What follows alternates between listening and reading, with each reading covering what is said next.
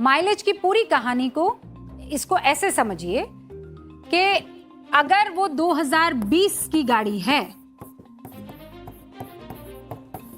तो कितना कम होगा? 6% माइलेज कम होगा। मतलब अगर आप 1000 रुपए का पेट्रोल डलवाते हैं, अगर वो 10 का माइलेज देती है, अगर E20 नहीं डलवाए तो अगर ये 10 का माइलेज देती है तो कितना चलेगी? ये 100 किलोमीटर चलेगी। और अगर आप इसमें E20 वाला पेट्रोल डालते हैं तो ये चलेगी 6% कम कर दीजिए, 94% चलेगी। माफ कीजिएगा, 94 किलोमीटर चलेगी, क्योंकि पहले वो 100 किलोमीटर चल रही थी, अब उसमें आप 6% की कमी करेंगे तो 94 किलोमीटर। अब इससे देश का फायदा क्या है वो भी तो आपको समझना चाहिए। मतलब ये नुकसान कितना हुआ? 6% का हुआ। आपको ये बातें कटु और कड़वी लग सकती है, लेकिन देश के नागरिक होने के नाते आपको ये सारी चीजें पता होनी चाहिए। ये तो आपने देख लिया कि 6% का माइलेज गाड़ी का गिरता है। पहले 100 किलोमीटर चल रही थी 10 के माइलेज पर, लेकिन E20 डलवाने से वो खाली 94 किलोमीटर चलेगी। लेकिन इससे देश का क्या फायदा हो रहा है, अब उसे समझिए। आपको इथेनॉल वाले पेट्रोल का इस्तेमाल करके या इस्तेमाल करवा के भारत ने 2014-15 से लेकर अभी तक 1,90,000 करोड़ रुपए बचा लिए।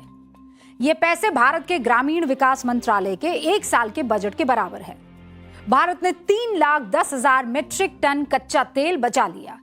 इथेनॉल वाले पेट्रोल के कारण 9,30,000 मीट्रिक टन कार्बन डाइऑक्साइड कम पैदा हुई और किसानों ने 1,60,000 करोड़ रुपए कमाए। अब आप कहेंगे नुकसान हुआ ना हमारा, लेकिन उस नुकसान के बदले, क्योंकि धीरे धीरे वो बेहतरी की तरफ भी जाएगा। आपको सीएनजी वाले दिन याद है ना? पहले तो खुद से हम उसे गाड़ी में अटैच करते थे, खुद ही अटैच कर लेते तो इंजन में बड़ी दिक्कत होती थी। फिर क्या हुआ, जब गाड़ियां बना कर उसे कंपनियां देने लगी तब दिक्कत नहीं हुई। लेकिन यहां अगर आप तुलना करेंगे, तुलनात्मक तौर पर नुकसान बड़ा हुआ कि फायदा बड़ा हुआ? जो बार बार ये कह रहा है कि सरकार जबरदस्ती इथेनॉल वाला पेट्रोल थोपकर हमारी गाड़ियों का कबाड़ा कर रही है, उसका फैक्ट भी तो जान लीजिए। भारत में जितनी कारें हैं उनमें से 54% मारुति सुजुकी कंपनी की है।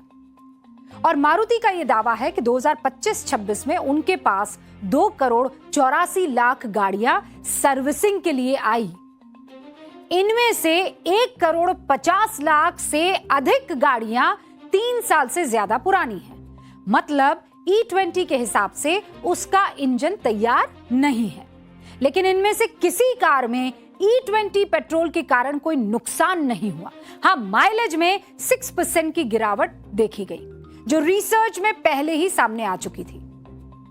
ऐसे ही दावे टोयोटा की तरफ से हुए, किर्लोस्कर और हीरो मोटोकॉर्प की तरफ से भी हुए।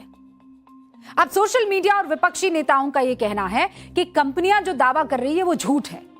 सच तो हम बोल रहे हैं, इंजन पर असर पड़ रहा है। केंद्र सरकार के सड़क परिवहन मंत्री नितिन गडकरी ने इस मामले में आरोपों को सीधा चैलेंज दे दिया और पूछा, ऐसी एक भी कार का नाम बताइए जिसमें इस ईंधन की वजह से कोई समस्या आई हो। नितिन गडकरी जो दावा कर रहे हैं उसके साथ कुछ आंकड़े भी इस ओर इशारा कर रहे हैं कि पुरानी गाड़ियों के इंजन खराबी की बातों में तथ्य कितना है। क्योंकि हुक्म इस देश में क्रिस्टल रिसर्च के अनुसार 2025 और 26 में सेकेंड हैंड कारों की बिक्री 9% बढ़कर 61 लाख यूनिट तक पहुंच गई, जबकि 2024 और 25 में ये 56 लाख यूनिट भर ही थी। अब बताइए, अगर पुरानी कार के इंजन को E20 पेट्रोल खराब कर रहा है तो फिर सेकेंड हैंड कार का बाजार कैसे बढ़ गया?